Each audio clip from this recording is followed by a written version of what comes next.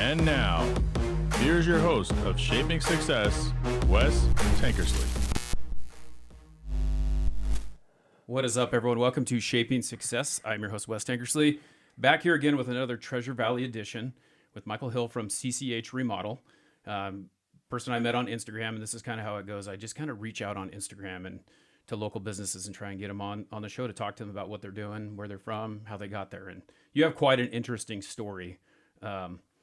I got to read the article that you sent me. I think it was from the Statesman, where you had started the remodeling business a few years back and then always wanted to fly.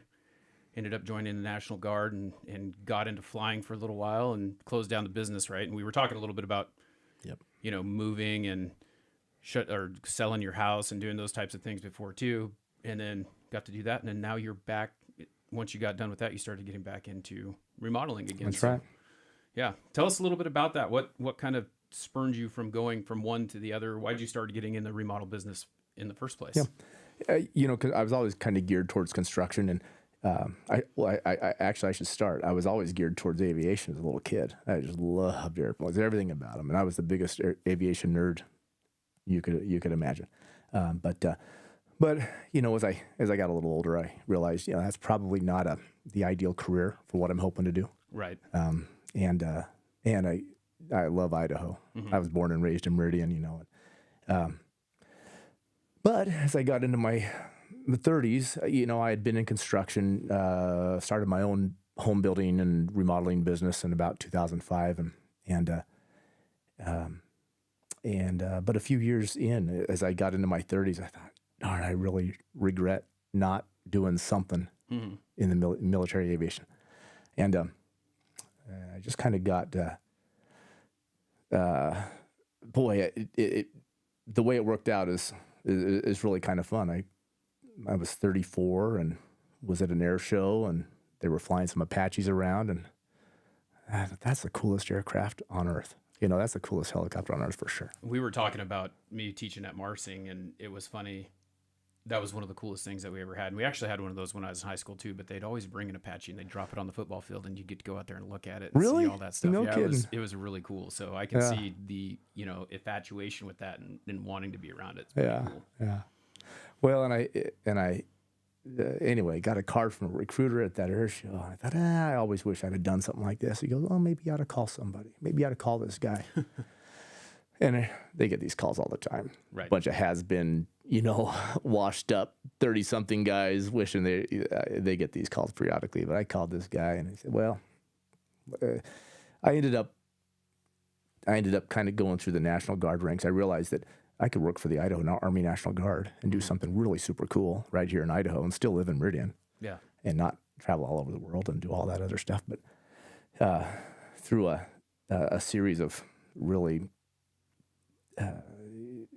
just kind of fortunate the way things laid out, I ended up taking a substantial gamble. I said, they said, well, if you want to go before the flight board, we need you to be in the Army for 6 months, and that means you have to give up your business and sell your house and go to basic training and be a soldier, and then come back and then we'll talk to you. So they did this so you joined the Guard. But part of being able to fly was to have to actually go to Army training, or is it kind of the same? It's the same thing. It's the same thing. Okay.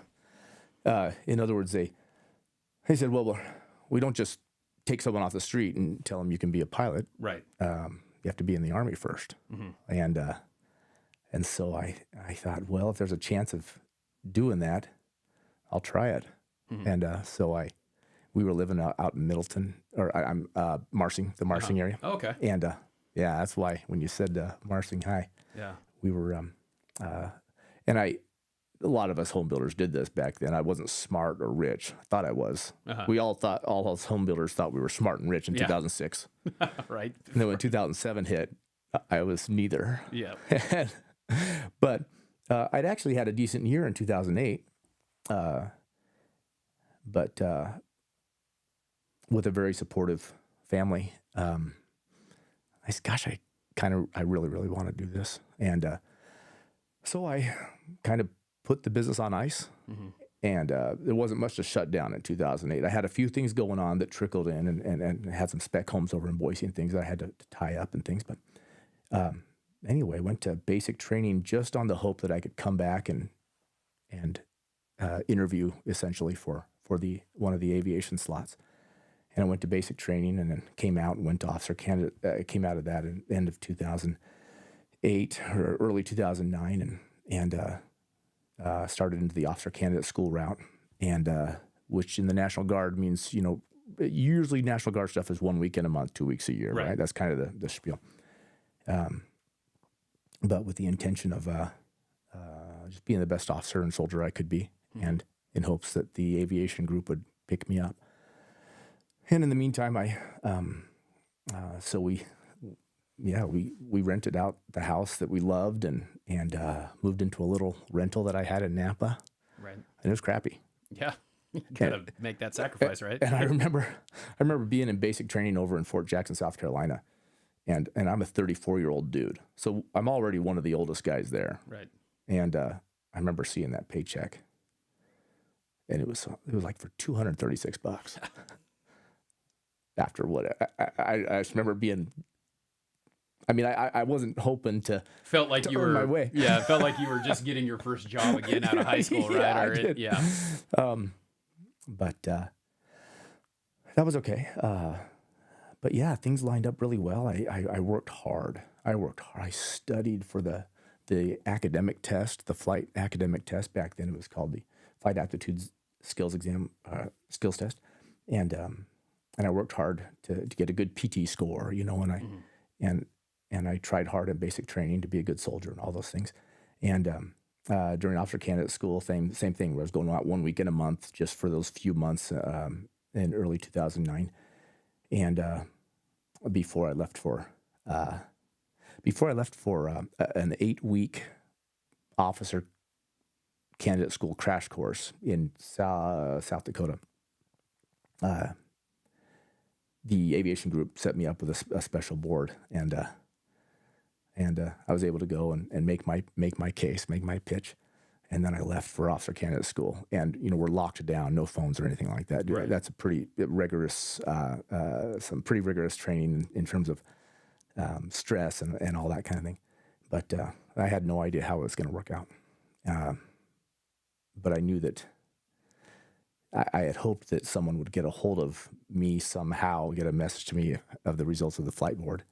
And boy, I wanted it so bad I could hardly stand it. And the other thing I didn't want necessarily, I love the Army now.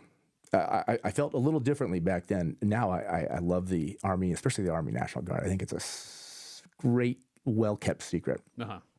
But I honestly wasn't interested in being in the Army if I wasn't going to fly Apaches, specifically. Yeah, because what's the alternative, right? You don't get to do that. Now you get some assignment that you don't really want. That was the goal, right? That's exactly right. In officer candidate school, that's where you get to choose your branch, or you don't get to choose your branch. To some degree you do, but you get assigned if you don't. So if I didn't do well on that flight board, I was faced with, I could either do something that's cool and risky and dangerous, and that was kind of dangerous times. That was the middle of the Iraq War. Or I could do something safe and not very exciting. Mm-hmm. Either way, it was tough on my family. But about a week into flight in officer candidate school, that 8-week crash course, I kind of started to give up hope. And this is kind of a fun story. Probably more fun for me than for all your listeners. No, I'm sure they'll enjoy it. I was sitting in a classroom setting, and I thought to myself, I didn't get a message. I didn't. I'm sure that if I had been accepted into the flight program, I'm sure they would have let me know by now. Yeah. And I was utterly despondent. And it just one afternoon it struck me that I didn't get it. I'll have to choose one of these other routes. But that afternoon, one of our teach assess counselor guys, one of the officer candidate school version of a drill sergeant, came up to the front of the room and he said, "Officer Candidate Hill, stand up." And they're always making you do push-ups or getting you in trouble for something. I figured I was in trouble again, like all the rest. I stood up and he goes, Officer Candid Hill recently applied for with the flight board for an aviation slot in the Idaho Aviation Battalion. He goes, what do you think, Candid Hill? Do you think they want you? And I said, sir, I think they do. He goes, well, you're right. They do. You got it. That's awesome. And it was, to this day, it was one of the most powerful experiences of my life. And, my class, my friends all around me, they cheered, and I just sat down. I just buried my face in my hands. I couldn't believe that it had come true. And so fast forward a couple of years later, I came back to Idaho, and for just a couple of years, very short career, really. There was a lot of timing things, and a lot of things going on. But yeah, I got to fly Apaches for a few years. It was the coolest thing ever. Those are the coolest. I mean, when anyone thinks about an Army helicopter, that's what they always talk about is the Apache, right? That's That's right. the one. That's right. It's the one with the rockets and the guns and the missiles. Yeah. It's the attack job. and all the other jobs are super cool. Yeah. I mean, the Black Hawk pilots are amazing. Here at the Idaho Army National Guard, they're always rescuing guys out of cliffs and stuff. And you go on the news today, you'll see them picking someone up off Mount Bora. Yeah. And they do super cool stuff, and I have really good friends there. But for me, there was only one aircraft and one mission. It was the Idaho Army National Guard Apache pilot deal, and it really was a brief career. But I flew for a few years. Much of that time was spent getting ready for a deployment in 2013, and I actually came on when I was full-time. To some degree, I had some little business interests going on the side, but really I was full-time dedicated to getting ready for that deployment in 2013 to Afghanistan. But in those days, the war was kind of winding down. And somewhat suddenly, not super unexpectedly, but we were off-ramped, meaning the deployment was canceled for us. And so my full-time job, which I had kind of flying and doing some other deployment prep stuff, I essentially got a pink slip. Hey, you're done in 2 months. So there was only, for me, it was pretty simple. I'll just start building homes and doing remodels again. And that's what happened. But I was still in the aviation side. I was still trying to fly once or twice a week, and found it pretty challenging. Super fun to fly, but it's a hard life, especially when you've got a civilian career, a civilian job. Because for a night mission, for example, you got to fly a whole bunch of hours at night, every month, and so that means I'd go to work in the morning. And back then, I was just starting out. So I was on the job site. I was doing the whole thing. I was pretty much my own one-man show. And, I'd work in the morning and come home in the afternoon and do whatever office stuff. But then I'd head out to Gowan Field, at 3 or 4 in the afternoon and start to prep for the flight for that evening. And in the summer, when the sun goes down late, you take off at 10 p.m. so you can get your night hours. And you land at 1 a.m. and you're home by 2:30 in the morning. Yep. And the next morning, back to work. Back to work, yeah. So it's safe to say that my business didn't go very far, in those first couple of years, as I was trying to combine those two lives.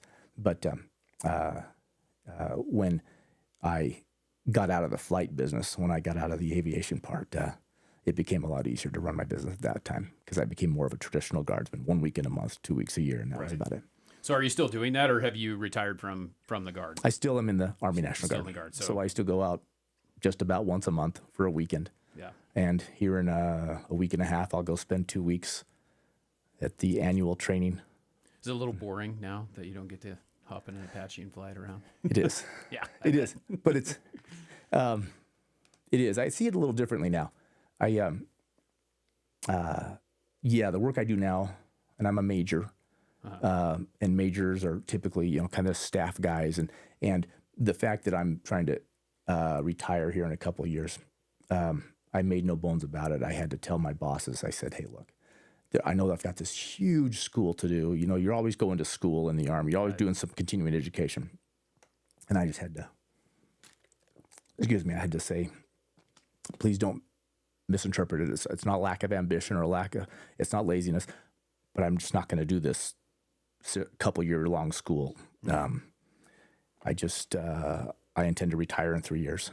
I don't need that education, and I'm not going to do it. They said, well, that's cool, but if you're not going to advance, then you're stagnating.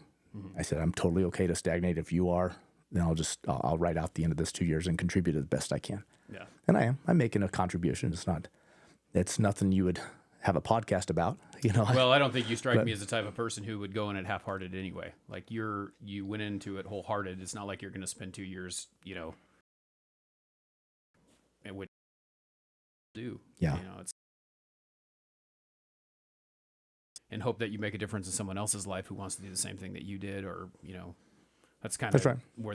where I've always, you know, no matter what it is, working wherever I work or running a business or whatever, it's always, right now it's just a 3-person job. You know, we have a bookkeeper, I'm a salesman and installer, and then we have an exterior salesman and installer. And my goal is like to make that bigger. But once it's bigger like that, I want those people who are below me to know everything that I know, so that they are able to take over if I need to. If I'm sick, if my partner's sick, if we need to be able to go do something, then we have someone that we can rely on and give them that ability to be able to do it. That's the best feeling in the world. Yeah.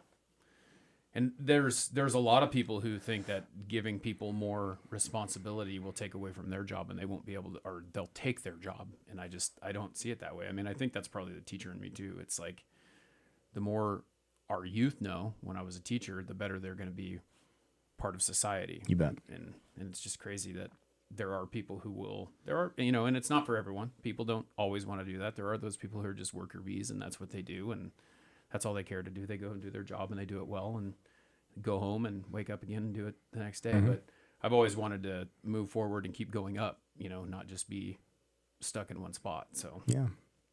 Well, and you know, everybody has a different reason a little bit for doing the work that we do. I think for most of us, though, we start our own business because, one, we love forming a business and making it work. I do, at least. I love the business owner type side. I don't like the field. I got out of the field as fast as I could. I don't like that kind of work. Yeah. But I like watching it happen. I like customers' eyes lighten up. But really, ultimately, it's about being a good provider as a father and a husband. I want to provide well for my family and give them some things that a little beyond the want or the needs, but some wants as well. Yeah. And it's about having time to do it. And I have to tell you, boy, those early years, as I was kind of transitioning from a one-man show to more of an established outfit, you know, with folks in different positions like what you're talking about who could operate things. Boy, the first couple of years back, as I was transitioning from flying into full-time civilian world, I loved to hunt. Loved to hunt. And you know, this happened twice, 2 years. I'd go climb the mountain up in the Frankfurt Wilderness for hunting for elk, and I knew that if I can get to the top of the mountain, I could have a bar, a single bar, maybe two, and I could call and check in. And I remember in 2018, I climbed the mountain, and I was hoping to have 4 or 5 days of hunting up there. And I called in, and I called the one superintendent that I had, and he hadn't been with me long. And I say, hey, how's it going? He goes, it's a disaster. We got this and this and this. I said, okay. I'll see you in about 24 hours. Yeah. And I got myself hiked down, you know, it was a day long. And fast forward a year or two, and I had put some people in places and delegated, like you say, and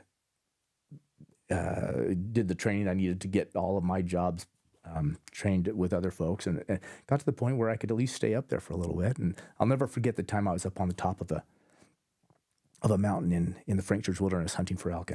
And I called in, and, you know, with a wide-eyed look in my, oh, hey, how's it going? It's going fine. Really? Well, what about this? Oh, we handled it. What about that? Oh, we did this. I said, oh, so you don't need me. Yeah. No, we're fine. Okay, see you later. Great feeling because now you finally have the peace. It's the best feeling in the world. Yeah. And to be able to take vacations and go out and not have to bring my laptop, you know, that kind of stuff. It's the best feeling in the world. Well, and it's interesting, like you said that you don't like doing the work in the field, but like being able to know how to do that, like walking into a customer and be able to say, hey, well, that's how I would do it. That's how this would be done. Those are the things that I think is very important to a business, is the fact that the person who is selling you the product, because what you're doing is you're selling a home, you're selling a remodel, you're selling whatever you're selling, you know how it works. There's all these people who hire these salespeople who have no clue how it works. You know, I think that once you get in front of someone, if you can articulate the fact that you have the knowledge about the product or about whatever it is, that's a big buying factor for people to know that you have the experience. I worked with lots of people where they didn't even really know about the product. They could sell it because they knew just enough about it. But like if something went wrong, they couldn't explain, well, this is why this went wrong. This is what we need to do to fix it. They don't know how to install it. They don't know how to do, you know, the majority of the work, which doesn't give you can get so far with that, you know, and that's what gets people coming back, is the fact that you have the knowledge and you're able to do it. Well, I'll tell you, Wes, I agree with that in large part, especially in the early years. But now it's to the point where customers. Just yesterday, we presented a proposal yesterday for a couple of bathrooms in a home to remodel, and I always bring in the project manager. We got a guy named Sam. He's smart as heck, and for the first time in the business, I've got someone who knows more about construction than I do. Right. And our designer's over there, and our CAD guy is back there, and eventually a business owner. You ever read the book The E-Myth? The E-Myth Revisited or any of those books? It's about business owner realizing that a business owner's job is not to do the day-to-day operations, but to operate a business, to be a business owner, to put the systems in place and build the systems and processes so that all the work can get done with or without them. Right. You know what I mean? And that's for me, that's what I love. I love that. It's intensely gratifying to be able to hand off project, to see my teamwork, to see the designer put together a great selections package and working with the CAD guys to do a set of plans, and then to see that get passed off to the project manager and superintendent, and then they go out and they execute in the field. And it's not a badge of honor or anything, but it got to the point where just a year or two ago, we did it was a smaller job, granted, but I didn't step foot once even in the home, even for the sales meeting. Yeah. And that's not a goal or anything like that. I try to go out at least once to every job site, we get the initial meeting, but for me, it's very, very gratifying to see the systems and the processes that I've built and the job descriptions that I've created and the people I've hired, to see them operate as a team, and to realize again, if I wanted to go elk hunting for 2 weeks or take my family to whatever, Puerto Rico or whatever, for a couple weeks, I can do it and they'll operate. It's so much fun. Well, and that's the thing about it, is like you started here, and the whole idea is to make it so that you can get where you're at, where now you're just the person who puts the cogs in the right spot on the wheel, right? So you're trying to get, like you said, you go into the house and you know the process of what it takes, so you know who to delegate that to. And that's really what I feel like home builders do now too, right? They're not the framer. They're not the person who puts up the dry well. They're not the person who puts the roof on. They just find the best people to do that job, and then they do that part, and then now they oversee it and make sure that it's being done correctly. That's right. Yeah. And there's got to be an organization around all that, so that how to deal with all the things that come up. So there's got to be systems and processes in place to handle all those things. Yep. And it's like I say, it's super gratifying to see that all come together. I take just a little bit of a different view of mission statements and all those kind of things. When companies, there's nothing wrong with this at all, but I see a lot of companies say, our goal is to create the best steak dinner we can and deliver it. Our goal is to sell great cars to people. Ultimately, for me and my team, we love our customers, and we enjoy our work, and we love seeing their eyes light up, their customers' eyes. But really, we're just trying to provide for our families. Yeah. So our goal ultimately is to be good providers for our families, and to, again, have a little bit of money, a little bit of time to do the things that we need to with our families. Yeah, and there's got to be some leadership in that too, I feel like, because I think that when you hire the right people, you find the right people, they're going to take pride in what they do. Have is reliant on, like someone looks at, hey, I saw this, oh man, CCH did that. I want them to do mine because they did beautiful work. They took pride in what they did. If you're just walking in there and just, getting it done, it doesn't. It's funny. I read Chop Wood, Carry Water is a book that I read. It's a fiction book, but my son, it has this story in there about a guy who built a house or build houses, and he did a really great job building all these houses, and he was ready to retire, and he didn't want to build any more houses. So he goes to the boss and says, hey, I'm going to retire. And he goes, well, can you build me one more house? I just need you to finish this project. Once it's done, you're done. And the guy goes in there, and he did it with a heavy heart. He didn't do the best work that he could do. He didn't do the quality that he normally had done with all these other homes. And then when he got done, he said, all right, I'm done with this house. I'm going to retire. I'm going to go play with my kids. And he opens up a box and gives the guy a key to the house. So now this guy lives in this house that is not his best work. Interesting. And so that was kind of the crazy lesson in that. So I think that if people take pride in what they do, they're going to, in the end, you never know what the reward could be. And I've always looked at it that way too. Like I want to do the best work for everyone I can. Absolutely. No matter whether it's the first one or the last one. So absolutely.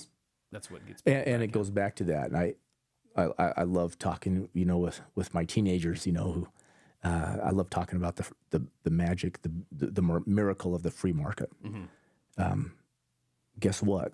Despite everything you hear on TikTok about capitalism being evil and all that kind of stuff, the truth is I want to provide for my family, have time and money. The way I do that is by delighting customers. Yep. The way I get there is by building the best dang remodel we can do and providing the best service. We want those 5-star reviews. And so that's you get into that. It's cliche, but kind of the win-win. Customer loves it, and I get to take the family for a week, wherever. Go to McCall during the week or something like that. Yep. Yeah, and I'm sure, like, just thinking of it, like my wife and I, we've always had new houses. Like, we've always bought a new one because we don't want to go through the remodel. So I can only imagine how people, like, I've walked into houses a lot of times, I'm selling them window coverings, everything's getting remodeled, and it's like, oh man, this is taking this and this and this. And like, it's never, like, building a house is the same thing. You never know exactly what it's going to cost. They can give you a bid, but then, like, you can be pretty stressed out about it because drywall was, $10 cheaper last time than it is today. Or, lumber prices that we had 2 years ago was insane. Like, lumber's up, trusses are down. It's like, it's always a crapshoot, right? So they're sitting there going, oh man. And then you as the person who's doing it, you have to make sure that you can hopefully hit that bid, because if not, you lose money. Yeah. So, yeah. I like that part. And that's a source of comfort to my customers. There's a lot of remodelers out there who kind of operate on kind of a cost plus, kind of an old school. Yeah. I say, no, we'll take the risk. We'll give you a fixed amount for a remodel. We've already done all the design work, we've made the plans, made the selections. Everything's in place. We know exactly what we think we know exactly what it's going to cost. And you're right. There's some, but you know what? I'll take that risk on. Yeah. You just, Yeah, and that's kind of the same thing that we do. It's like we're the ones who are measuring, we're the ones who are ordering, we're the ones who are like, you're gonna have to walk in there if it doesn't fit. You got to pay for it, right? You got to get it right. So, yeah, I noticed one of the things that was really cool that kind of caught my eye, because I do a lot of posting on social media through this and then my Shade Bros account and all that, and just looking through, and I saw that you have some social media stuff out there, and I was like, oh man, this is a really well curated video. You're in it talking. I'm sure that it's like kind of produced or whatever, but how do you work with your marketing? Because that seems like you're doing, to me, like, seeing that's, you don't see it very often. Like, my production is in my mind. I do what I do. It's not bad, but it's not, that well. It's not like perfect, obviously, but what got you into that and, trying to push yourself out that way?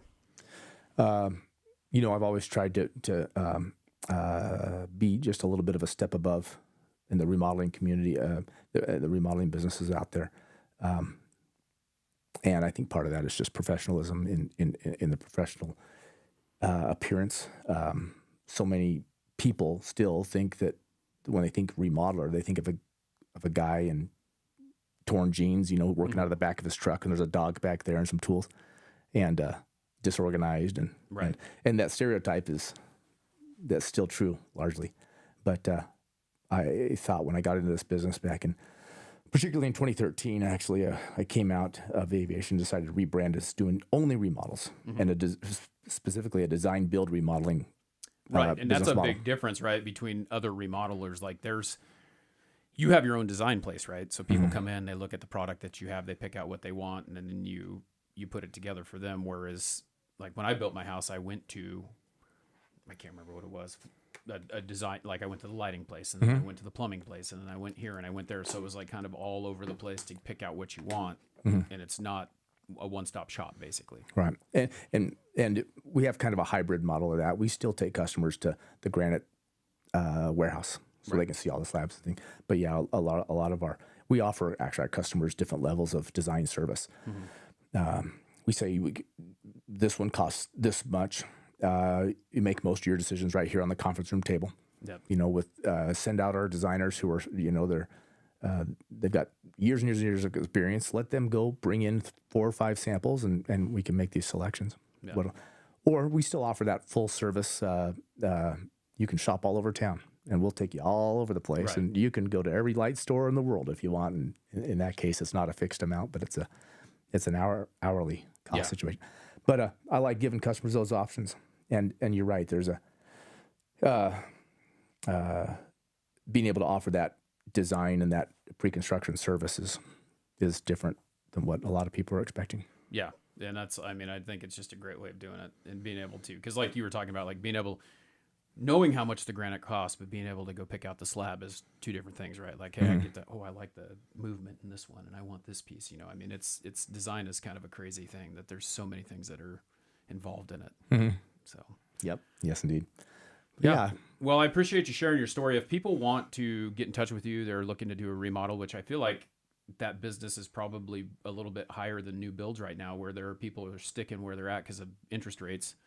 They're using their money to remodel and stay in their house rather than buy a house that's, $200,000 more than what they paid for theirs. Where can they get in contact with you to get a bid? Just on our website, or give us a call. Or just look up CCH Design Remodel. We're in there. 208-573-1037. And we'll set up we'll have a phone call. We've got a little bit of a process to go through and see if we'll be a good fit for everybody. One funny, kind of fun thing to talk about, being born and raised in this valley, 15 years ago, before all the Idaho home prices just shot through the roof, someone would bring me in and say, hey, we want to add on here and add a master bath and, and remodel a kitchen. So, I'd love to do it for you, but honest to goodness, if it was me, I'd probably just go buy a new house a mile away. But I can't say that anymore. Yeah. Because now the new houses are 5 miles away. Yep. And they start at $1 million. Yeah, it's pretty so crazy. Yeah, it's been good for the remodel business. Yep. Yeah. And it's funny listening, like the last guest that I had in there, he started out in like 2000, and like just hearing that difference between, like 2000 was this, 2007, it was like, and then come back. And then now we're kind of like, the market looks good right now, but it's not really as good as it looks, It's kind of weird. It's kind of a false hope with the market right now, because like everything is so expensive. It's there, but it's expensive. And it is. Idaho's been tough because, growing up in this area as well, it's like I bought a house in 2010, I think, and I paid $117,000 for it, for a 1,600 square foot house. $117,000. Like Can you imagine? $400,000 house. So it's crazy. I know. I hear that all the time. Yeah, and the natives can't afford them, so it's kind of tough. Yeah. But yeah, we'd love to hear from. Yep. Well, we appreciate it. Thank you very much for hanging out with us. If you guys are interested in getting any window coverings, you can call us at 208-99-SHADE. Shade Bros will get you taken care of. The show is sponsored by Shade Bros. So until next time, I challenge you to find the shape of your success.